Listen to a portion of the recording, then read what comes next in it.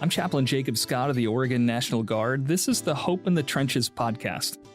Where going forward, I'll sit down for conversations with people who offer interesting and informative perspectives on finding strength for life and work in the trenches, and even improving our spiritual posture. Whether you feel like you're under heavy bombardment or ready to go over the top toward a new objective, it's good to be with you. Our guest today is Sergeant Tyler Butterworth. Tyler grew up in a military family in the Virginia area. During middle school, the events of September 11, 2001 motivated him to serve his country. He started by volunteering as a firefighter and EMT in Centerville, Virginia. He spent every available weeknight and weekend at the firehouse volunteering while maintaining his high school requirements. And a few days after graduation from high school in 2006, he enlisted in the Virginia Army National Guard. He graduated from basic training and was the honor graduate at infantry school. He then deployed for his first combat deployment to Iraq, where he served as a turret gunner in Ramadi. During that deployment, Tyler went on over 100 combat missions as part of the troop surge into hostile areas. He returned home at the age of 20, bought and renovated a house, and started college. I wouldn't have been that responsible at age 20. Then he was selected for a specialized deployment supporting intelligence gathering operations in Iraq. After his second deployment, he returned home, got a job as a police officer, became a detective, and earned his bachelor's degree. Then he bought and sold another house and bought land, fulfilling one of his lifelong dreams to own a farm. After serving 9 years as a police officer, detective, and sheriff's deputy, Tyler became a full-time recruiter with the Virginia Army National Guard. He currently serves in marketing with National Guard Bureau in Arlington, Virginia.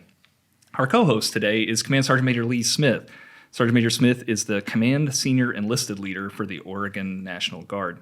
He's been on the Hope in the Trenches podcast several times, but I don't think I've ever actually read your bio, Sergeant Major.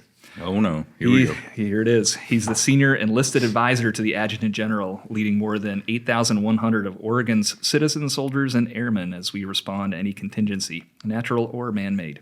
Sergeant Major Smith joined the Army National Guard in 1993 as a cannon crew member with Alpha Battery, 2nd Battalion, 218th Field Artillery.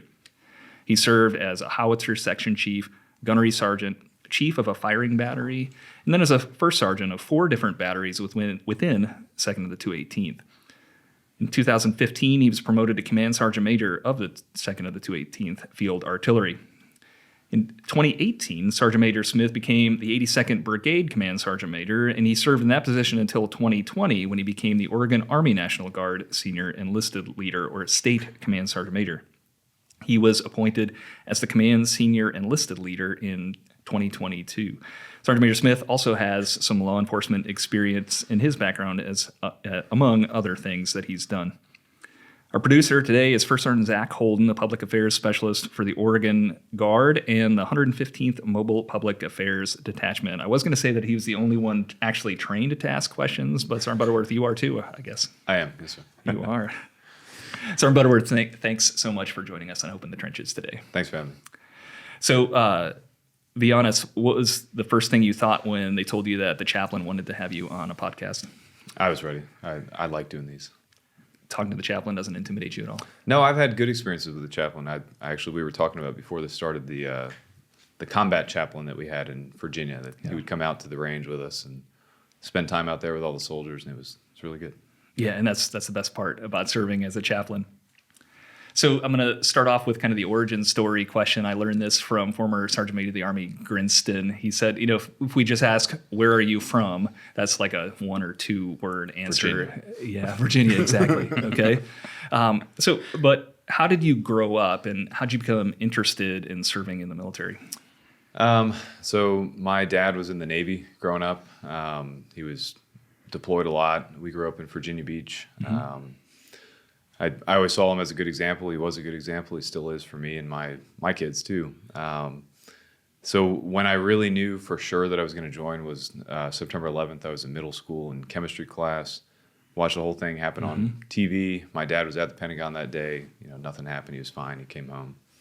But right then and there, I knew for sure I was going to join. I didn't know what branch at the time, but right. I think I actually came home on the bus and I told my mom, much to her dismay, that I was going to join the military. And so I did. So how'd you find out about the Guard then? So I did what I preach to everybody that I've enlisted, all these kids. I tell them, go and talk to all the different recruiters before you decide on one branch. And so that's what I did. I went to every office, and my question was different than I would think some of them nowadays. Is I asked, how quickly can I go overseas? When can I go? Can you tell me when I can go? And so the Army National Guard recruiter was the only one that could tell me. I don't know if that was against OPSEC or anything at the time, but it was the answer I needed. So he told me I would go to infantry school and all that. This is before he showed me all the different VHSs or DVDs to sell me on particular jobs. You're not that old. Yeah, Blu-ray is about it. yeah. No, it's DVD. So he popped all those in there. He gets to the infantry one, and it started with a soldier, a very muscular soldier, shooting a 240 from the hip or a Saul. The next shot was him throwing a hand grenade through a third-story window of a building, and of course the whole building explodes. And I look right at the recruiter. I'm like, "You're telling me I can do that?" And he's like, "Absolutely." And hook, line, and sinker, right there. He got me, infantry. So I joined. I did basic training infantry school, and I was home for about 2 weeks before I got deployed and mobilized for our train up and then deployment. So that's really the only reason that I chose the National Guard, because he could tell me exactly what I wanted to hear. Yeah, because I mean, most recruiters know what unit's up for deployment. They know the date when they're going to MOB station, so that's smart. Active duty recruiter probably wouldn't have an idea because you wouldn't know what unit you're going to. I don't believe so. Yeah. So you remind me a little bit of myself from when I joined the military. I knew from a very young age that I was going to join the military. But the question would be, have you ever thought about getting out?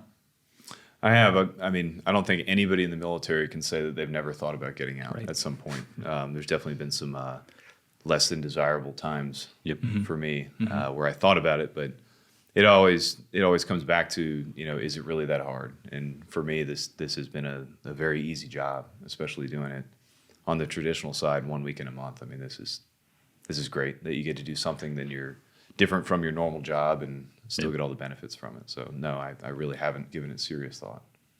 That's good. Don't. I got 3 more years from you. Oh, yeah. So you say, right? Yeah, so correct. We're going to keep you longer.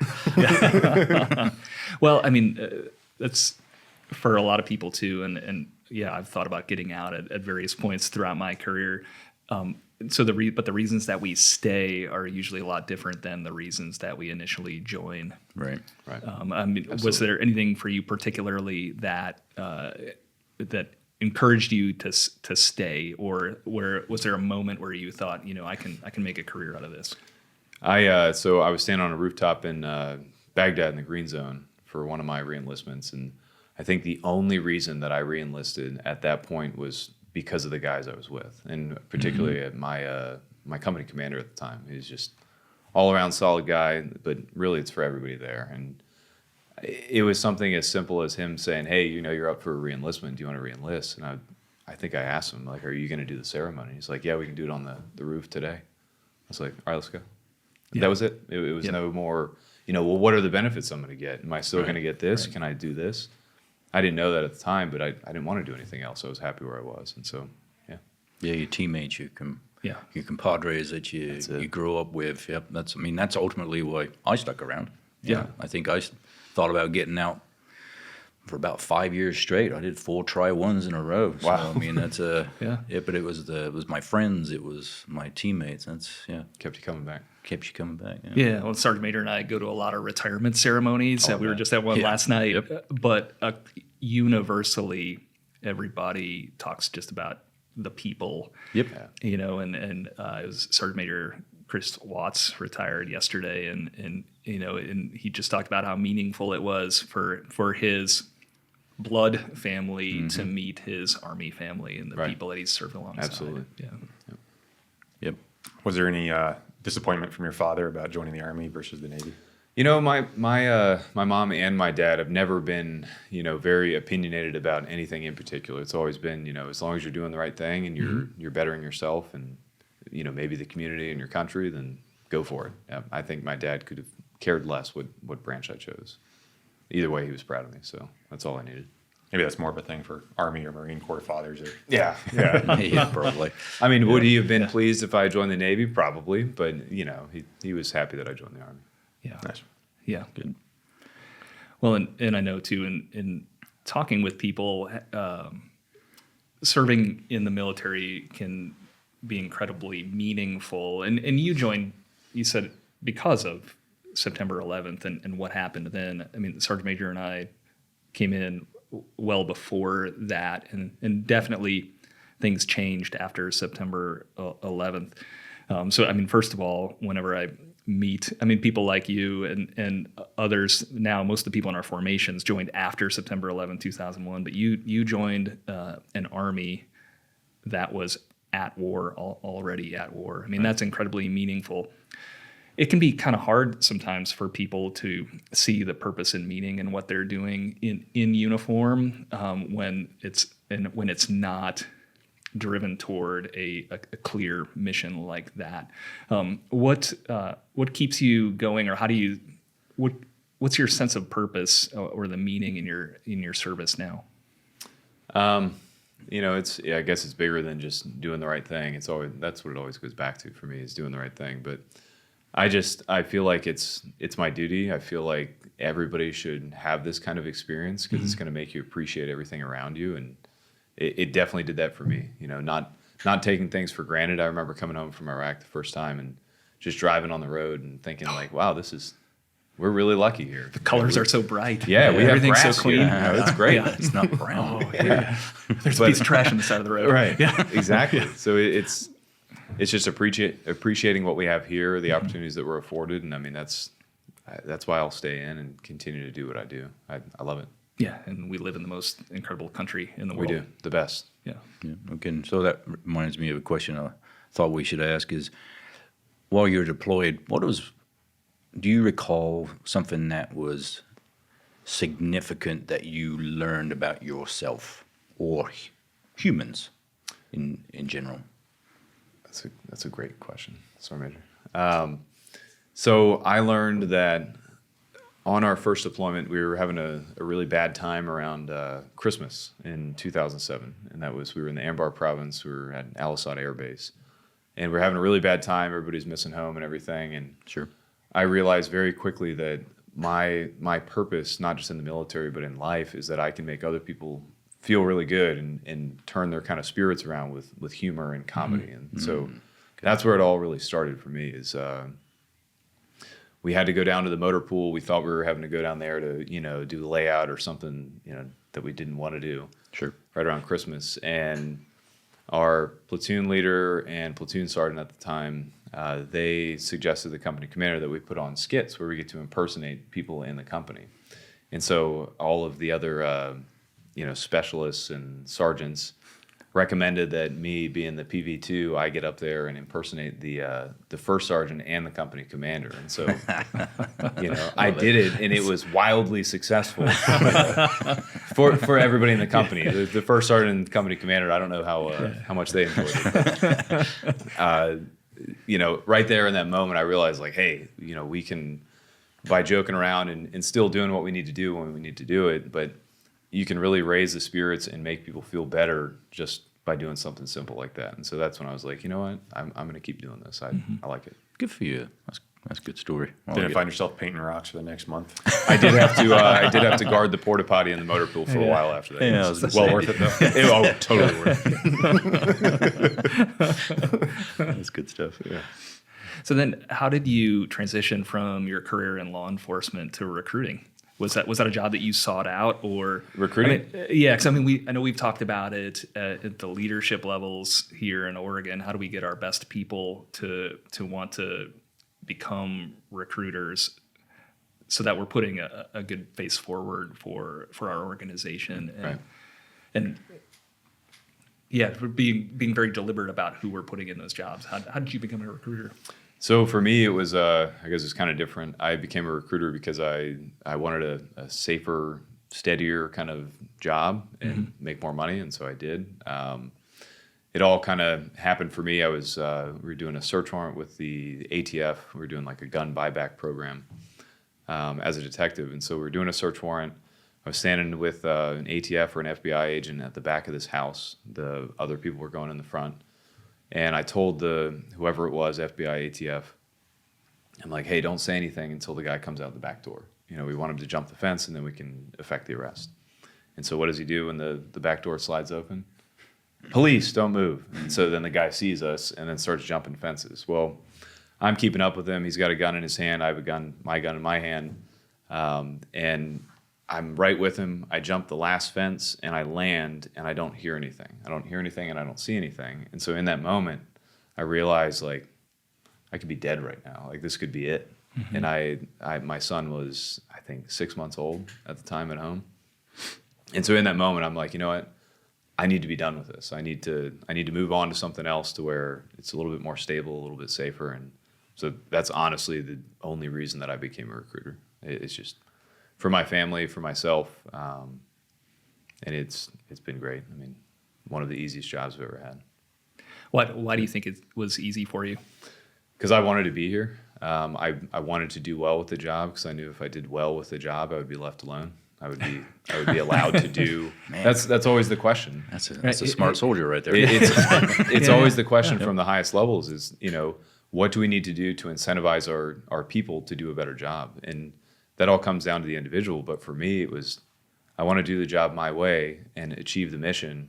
And then other than that, I just want to do my thing. I want to be left alone, spend time with my family, and that's it. And so it worked. I mean, at that point too, you'd already had some great opportunity in the Guard, and that had afforded you the ability to meet your goals outside uniform too. Absolutely, it did. Yeah, I had a great experience on the traditional side. Yeah, well, I'm sure that passion then comes through, right? Because if you're recruiting people to join an organization that you're proud of and that has meaning and purpose for you, that makes a big difference. Yeah, and just like any recruiter, if the recruiter comes from aviation, they're probably going to talk about aviation a little bit more than any of the other jobs. So I enlisted more infantry than any other job in the state. So it all comes down to what you're passionate about and how you articulate the information. But that worked out well. Yeah. Do you have any tips that we could give our recruiters around the country to, hey, this is the top thing that will help you recruit folks in the military? Is there a Sergeant Butterworth secret? Yeah, here's the secret. Stop complaining. This job is only as hard as you make it. If you do the job like you're supposed to and you show up to your high schools, you show up and you give people the honest information and all of the options, then it'll probably be a lot easier for you. It's as simple as that.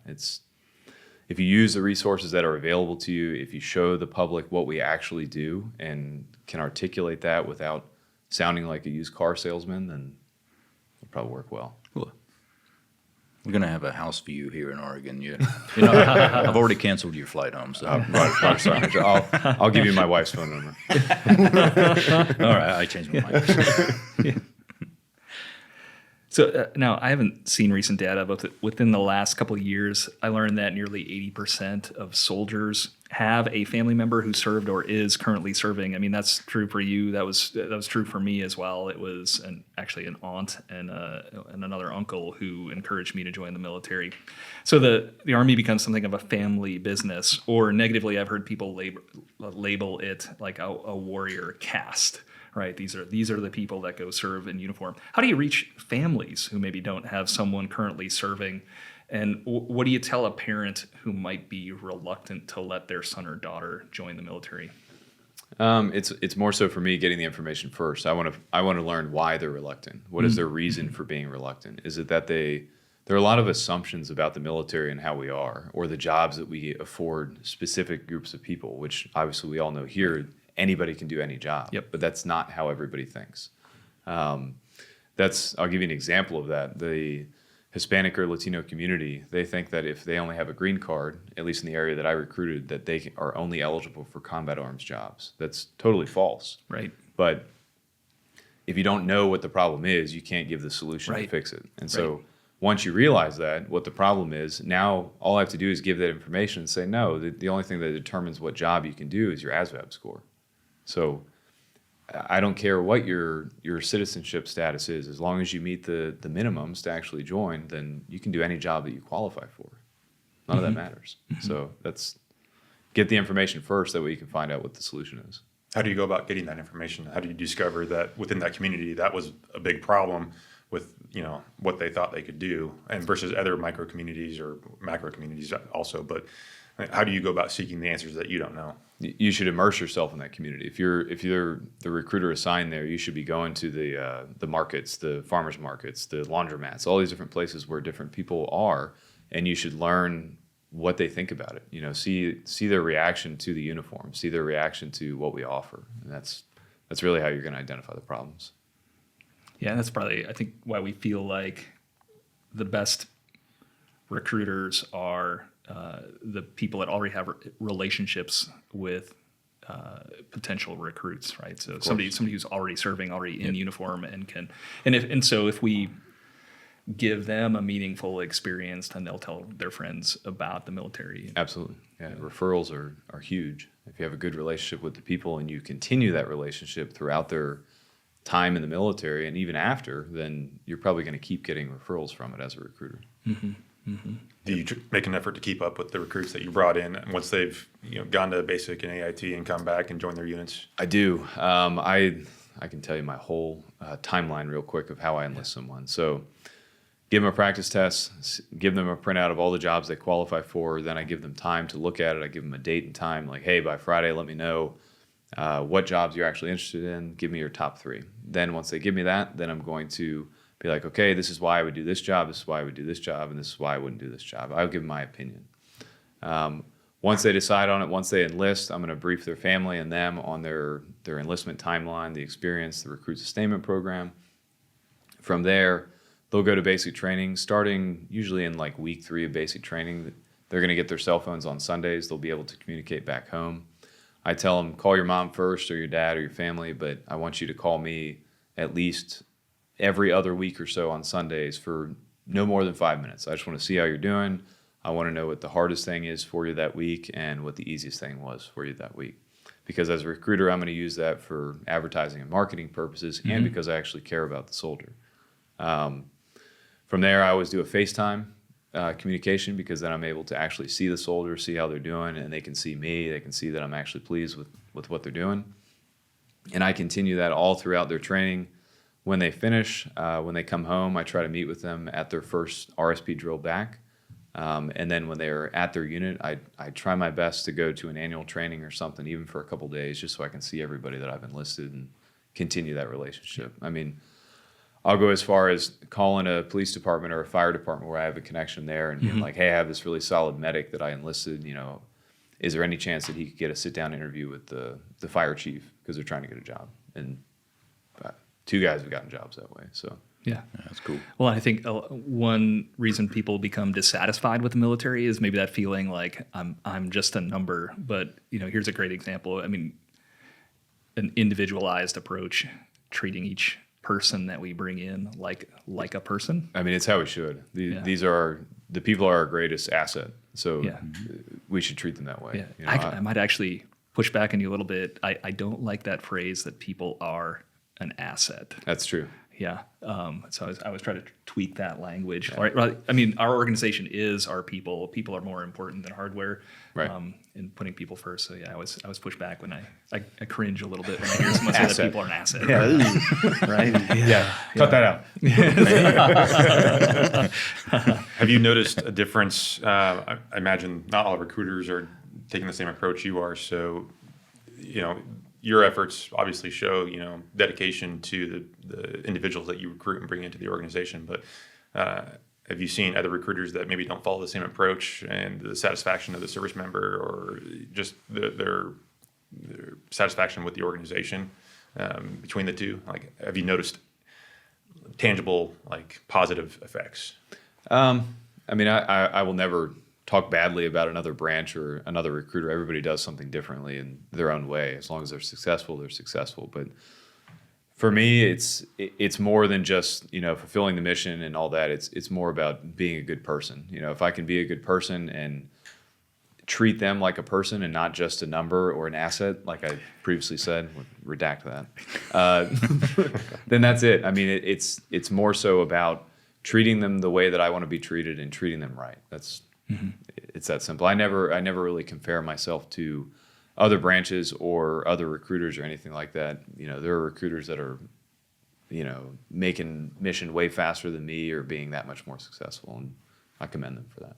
So now you're out of that field recruiting role. Have any of the people that you brought into the Guard, have they reached out to you like several years later? Oh, I talk to all of them at least once a month. Everybody I've enlisted, I either get a message from them on Instagram or they text me. My goal is that at some point in my military career that I can have, like, have you heard of like a Friendsgiving, that kind of thing? Oh, yeah. Yep. I'd like to do something like that at an armory where I bring in everybody I've enlisted and we just have like a Thanksgiving. Doesn't even have to be at Thanksgiving. That would be It'd just awesome. be a neat thing to do. That'd be cool. Yeah, it would. That reminds me of my recruiter, the way you were talking about interacting with the new soldier. My recruiter was there the day that I shipped to basic training. He was there the day I got back.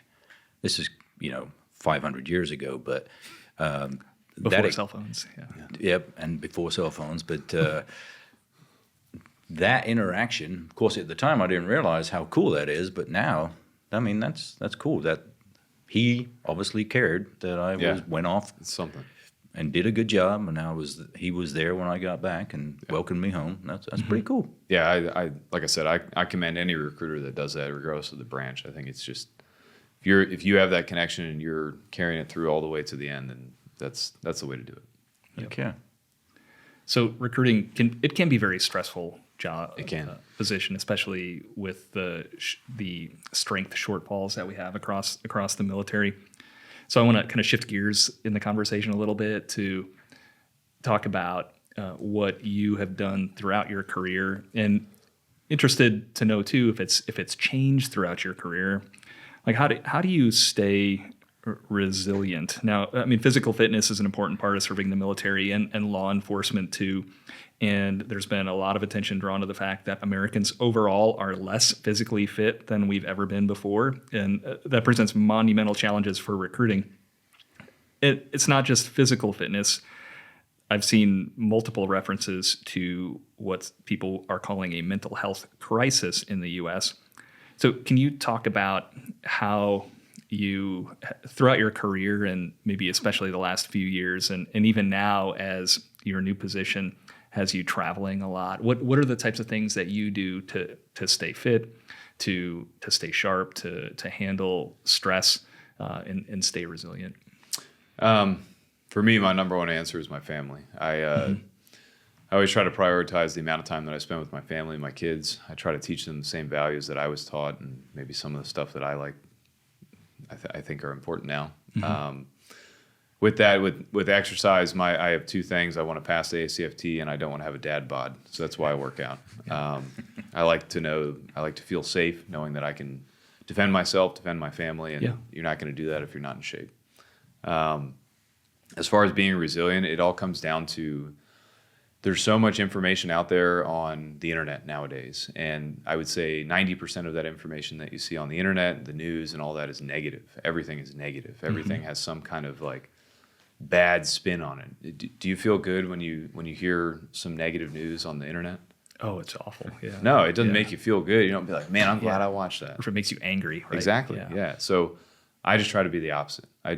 I'm not dumb. I'm not happy-go-lucky, but I definitely am not going to be one of the guys on the internet that's complaining about something. I would rather show the good things, and by doing that, that keeps me resilient because it's also bringing the other people up. Right. Yep. Good for you. So yeah, I mean, you're very positive with the content that you create and what you're producing. How do you filter what you consume in the media or just in the internet in general? Honestly, I don't consume it. I don't watch it. I don't watch any of it. I have enough going on in my life with my farm, my family, my kids, everything going on that I want to consume all of that. I don't want to consume all the negative things on the internet. Yeah. And it's just a waste of time to me. So if I'm going to contribute to the things on the internet, I'm going to make sure that I'm contributing good things and not the same, not even my opinion about some negative thing. Did you see what happened? No one cares what I think. I just want to make things that people want to watch. Yeah. There you go. Well, no, that's great, and I love that the first thing you talked about was your family too. In the chaplain corps, we'll often talk about a ministry of presence, right? And like you talked about the combat chaplain and the chaplain who was there with you. We say that it's not just being there, but it's who you are when you're there. And I mean, I think that's absolutely true with your family as well too, right? It's not just being there, because if you were on your phone constantly while you were with your family, Yeah, no, it's not the way to do it. no, by no means. Having a presence on social media, you're bound to get the trolls and the people that just want to be negative to be negative. All the time. So what's your approach to, you say you're not consuming it, so do you just ignore or? In the beginning, I would see it. I would kind of read it, and I'd be like, "Oh man, these people are mean," or they're saying these hurtful things, or whatever it was. And then I'm like, "What do I care? Yeah, It doesn't matter to me. Yeah. As long as they're not saying derogatory, racist things, whatever it is, then honestly, at this point, I rarely see those kind of things as comments, and I do look at them. But if I do see one, before I can even have a response, and normally my response is something like, "Thank you," or "Thank you for your comment," or something very simple. I don't ever go back and forth with somebody, because why am I going to waste my time doing that? Right, you're not going to engage, right? Right, it's pointless. Yeah. So what makes it even better for me is, before I can even say something, somebody that follows me, usually a ton of people that follow me, will say, "You don't talk to him that way," or literally defend me on the internet. I've never met this person, Right. but they're defending me in the comments section on one of my videos. And I'm like, "Ha yeah, nice try." Yeah. And then the original person ends up deleting their message entirely. So it's like, Mission accomplished. exactly. It doesn't matter what you put on the internet or social media. You're not going to please everybody. There's No. always going to be somebody angry out there who's got something negative to say. So Especially military. I mean, you're going to have the people that had a bad experience back in the early 2000s in the military or something like that, that maybe think that the military has changed now. And of course it has. But if you're not in the military now and you're not navigating it, how we are now, then it's irrelevant. I mean, Right. Thank you for your service back then, but it's changed now, and this is a different military. It's going to continue to evolve.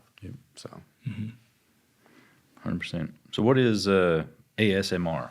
all right, so I had to Google this. Let's see if I can remember it. It's autonomous sensory meridian response.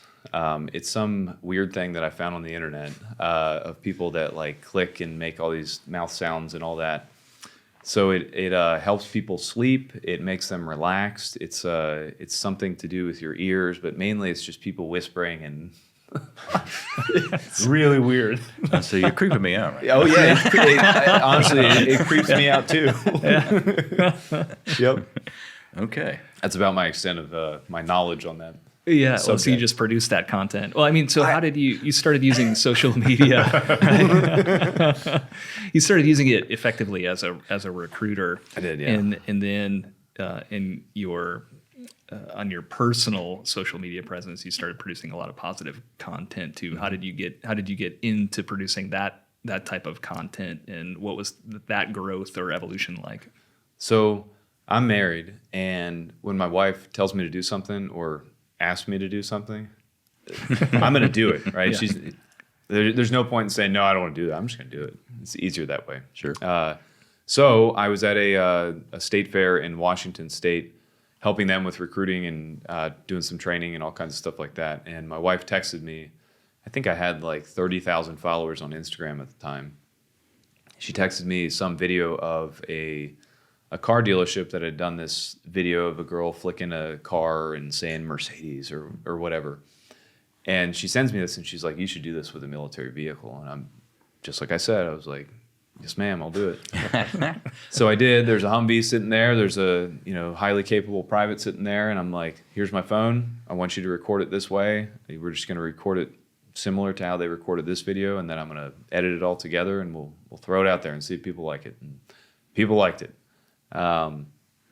Overnight, I think I gained like 70,000 followers or something from that one video. Wow.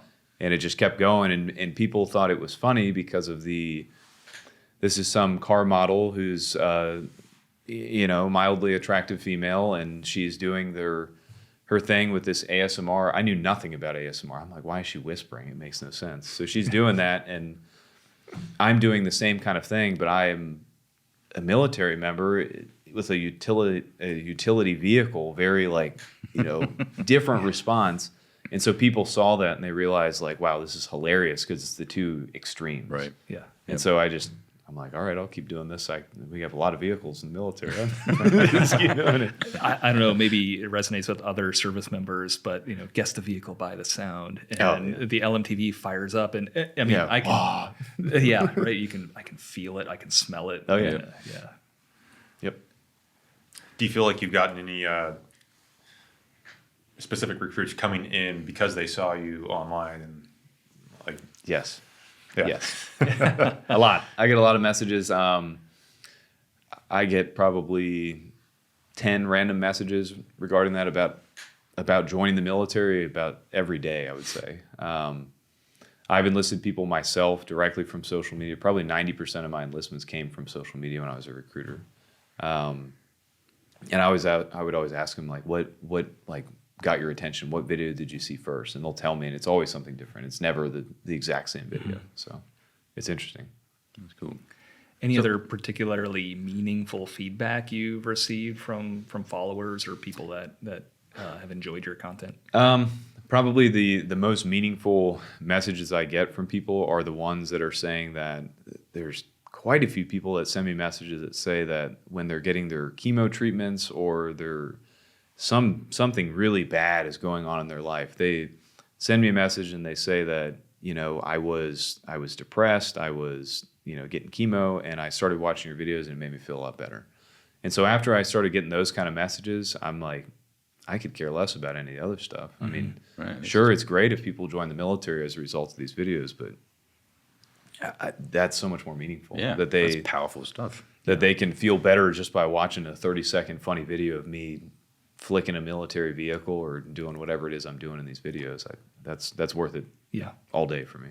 That's interesting. You say that. A while back, we had Mandatory Fun Day on the show, and we asked him a similar question. And if you remember, he had a very similar answer. Like one of his most meaningful comments, feedbacks from his viewers was that they were going through a really hard time, and his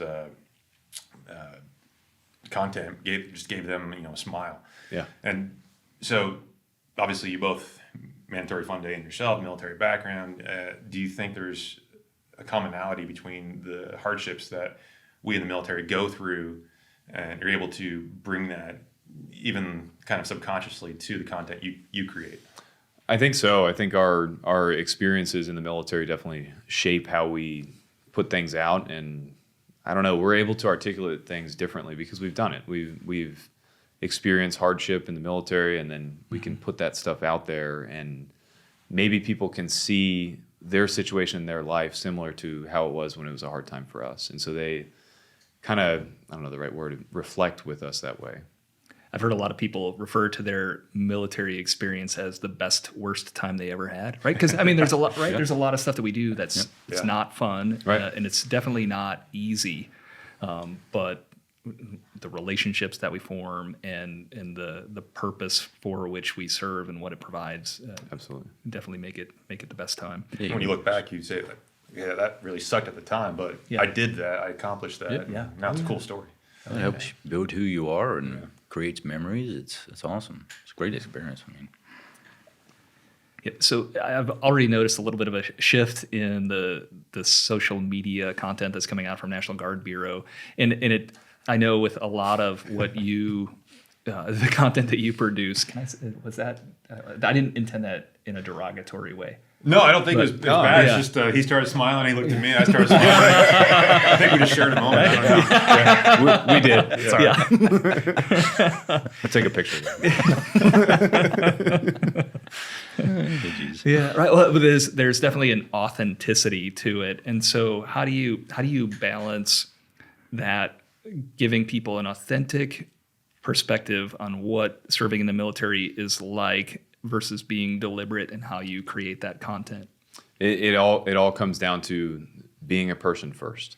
Mm-hmm. If we can showcase our soldiers of how they actually are, anybody can stand there, and our guest today is Sergeant Tyler Butterworth, and read a script and stand there, and you're instantly going to look like a robot like everybody else in a uniform. Mm-hmm.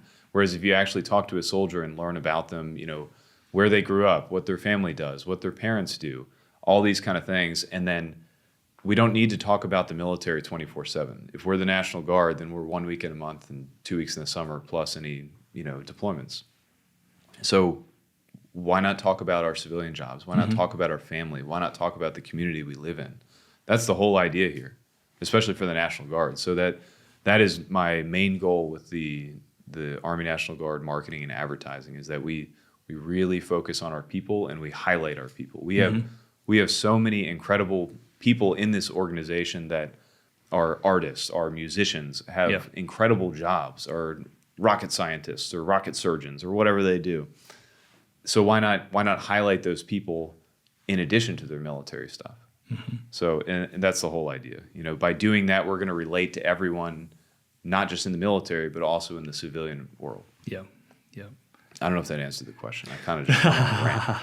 No, but it does, and you're right, because that's an important part of who we are in the Guard, the connections to the communities in which we serve and to our state. And I immediately thought of an example from 2021 when in some of the pandemic response too, and so we had soldiers and airmen who were called up to support some of the vaccination efforts and things like that too. And I talked with one soldier who was just managing traffic flow in the expo center here at the State Fairgrounds in Salem, and one of his middle school teachers came through the line, right? And he had a grandfather coming through with his grandson, and just the grandfather had served in the military, so seeing people in uniform there definitely was meaningful to him too. So no, I think that's super important. Yeah, absolutely.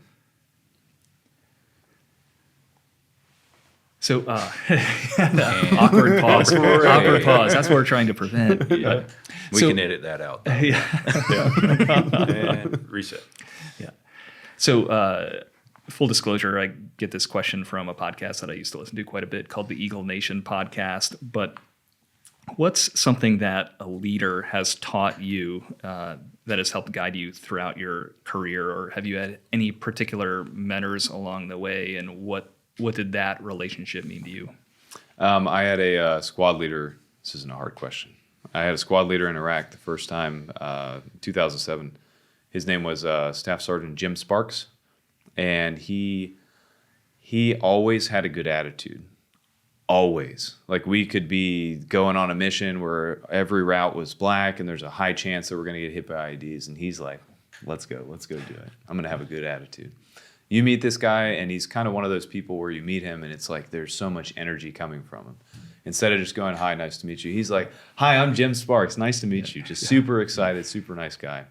And so I realized very quickly, like, man, I want to be like this guy. He always has a good attitude, and he always makes people feel good. And so that guy, I remember we were doing train up or something in Mississippi, and I slid down this embankment with my rucksack on and all that, and I get into this creek, and there's a water moccasin, like, right in front of me. I'm like, this is awful. Like, I'm having just a terrible time here. I'm tired, my feet hurt, all this. And, I wasn't feeling very good that day. And so he comes up and he falls and slips into the water too. And then he's just like laying there next to me in the water. And he's like, are you having a good time? I'm like, no. He's like, neither am I, but let's keep going. And then he smiled and I'm like, all right, I feel better now. That's awesome. Yep. So yeah, that's fantastic. Influential leaders like that. That's what keeps you going in it tough is. times. I mean, if he had come down and started yelling at me, I can tell you I would not have been very motivated to keep going. Yeah. Nope. Or if he's complaining about everything that this hurts. stinks. Yeah. No, that positivity is infectious. Oh, yeah. Really Perspective. Oh, yeah. Oh, yeah. 100%. So the overarching theme for our podcast is living and leading with hope. Now, that has distinctive elements in a religious or spiritual context when we talk about hope. But I firmly believe that, and we touched on this too, for most people, seeing someone who serves in the military or law enforcement, it gives people hope when they see someone serving in the military in uniform. What gives you hope, and what continues to help you believe that a better tomorrow is possible, even on your worst days? For me, I think that I can always improve. I can keep going. I can keep getting better. I can keep putting out more information, and I can keep making people feel good. So if I know that, hey, I'm going to make a video today that a lot of people are going to watch, and I read the comments and people are very supportive of it and it makes them feel good, I'm going to try harder to make a better video the next day that's going to reach more people and make them feel better. And that's, I guess that's why I do it. I mean, the whole thing with the military is they see the camouflage, they see the weaponry, they see what we do, and they think they know, like, okay, those guys are just warriors. They're going to go and fire their weapons. That's all they do. I've been on combat deployments, but I will say that the best time that I've had in the Army National Guard in my 18 years that I've been in was when it was a volunteer thing where the hurricane had just come through the Virgin Islands, almost wiped it out. And so they asked for volunteers. Not many NCOs were going. I was like, you know what, I'll go. My wife was not very pleased because she was pregnant at the time, but Yep. it worked out. I went and we got there. We were there for about 2 months, and just seeing how everything was destroyed. I mean, there's no power. People are stuck in their homes. They don't have food or water. The schools are destroyed. And they're like, you guys can do whatever you can to help. And I'm like, all right, well, let's get to work. So we would set up aid stations. We would set up where we're handing out food and water. And then we rebuilt a couple schools. We rebuilt a church. And I remember that talking to these guys, I was like the acting first sergeant or something. I had all these guys with me, and towards the end, they put us in a cruise ship, and we would have our little plays at night where I would let them impersonate each other and impersonate me, because I learned that from my first deployment. Right. So they would get up there and they would do that. But what I noticed on that deployment, humanitarian thing, was that was the only time in the military that I have seen these guys. I'm like, hey, 07 down on the docks, have all your gear and be ready to go. These guys would get down there at 6:30, not because they were afraid of me or because that they were like, man, we can't be late, we're going to get smoked, whatever it is, because they wanted to be there. They saw what we were doing and saw what an impact it had on the people there. Absolutely. And so after seeing that, I'm like, man, this is how it should be. We should want to be here. We should want to affect the change to make people feel better. And that's why I do it. That's Yeah, awesome. it shows we can have that effect on people. And what you shared too about the content that you produce and your ability to make people laugh and to bring something positive into their lives. I mean, that fits with the working definition of hope when they talk about hope and positive psychology, right? Because there's a goal. You have a goal for what you're doing. And you understand that you have agency, that you have the ability to provide that to people, and you know the path that you're taking to get there. So with your new role at the National Guard Bureau, you get to travel around the country and do these kind of things, share that message. I mean, can you talk a little bit about that? I don't know if we've mentioned that yet, so. I do, Sergeant Major. So I'm the social media NCOIC for the entire Army National Guard, all 54 states and territories. So I have a pretty heavy creative role in the concept of coming up with what we're going to put out and how we put it out to where we're better showcasing our people. As far as traveling goes, I do travel to different states and territories to put on social media specific training for the Army National Guard, as well as maybe come up with more creative ways that we can reach more people. Okay. We're gonna start here in Oregon today with you, Sergeant Major. Let's do that. I look forward to I'm that excited. coming out. Me Yeah. too. Yeah. So maybe one of the questions that I usually try to wrap things up with, maybe you've heard the expression that leaders are readers. Any particular books? I mean, if you're not a reader, that's we can talk about that. so- but, I mean, So I'll tell you, my wife, I normally have I don't sleep enough. I know I don't sleep enough. And so I'm constantly, when I lay down at night, I kind of lay there and stare at the ceiling until I can finally fall asleep. I'm constantly thinking. So my wife's like, you need to, not watch TV or a movie or something before bed. You need to read a book. And so me being me, I went and got a book about Quentin Tarantino and the way that he directs films, because I want to learn more about that.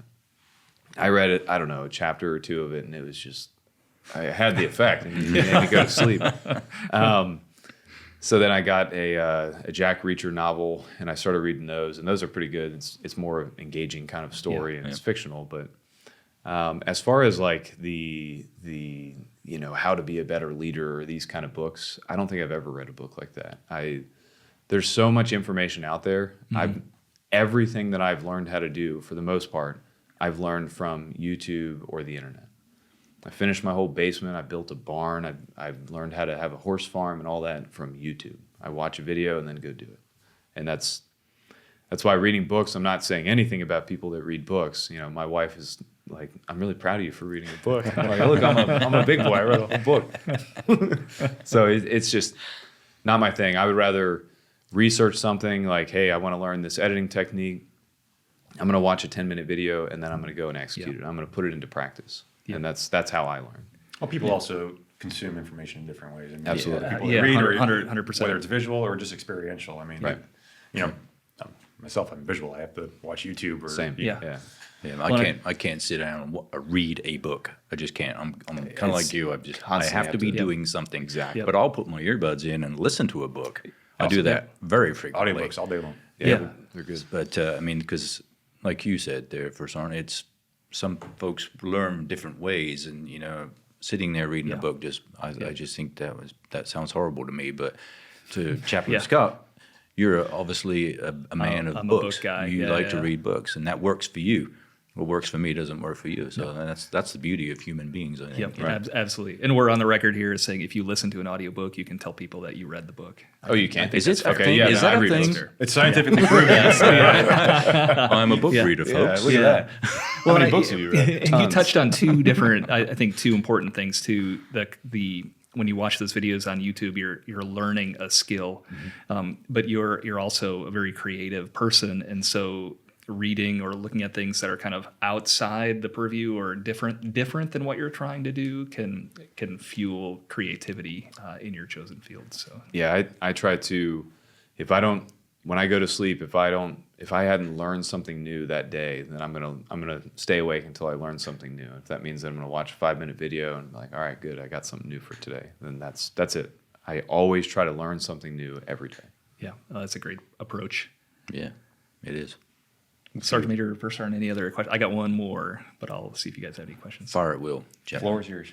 All right. So what is next for Tyler Butterworth?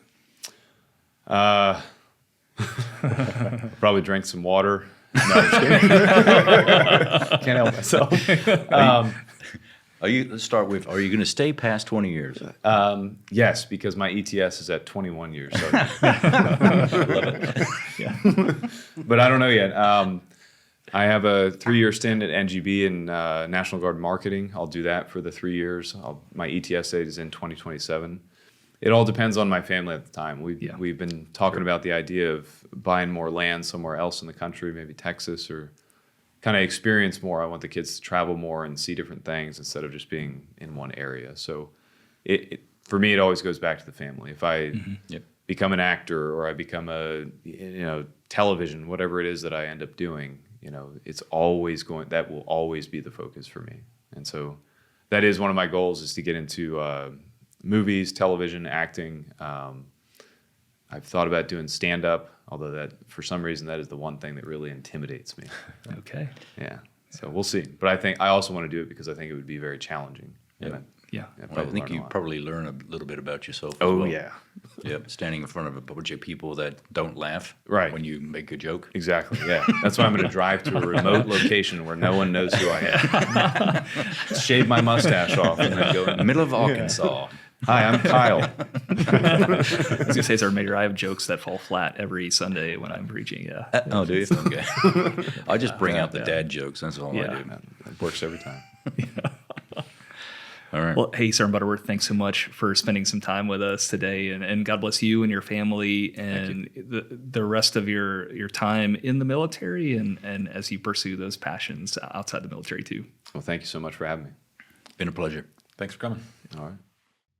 This podcast is produced by the Oregon National Guard Public Affairs Office. My prayer for you is that wherever you find yourself, that you might find hope for today and strength for the ambiguity and chaos of life. Blessings on the rest of your day.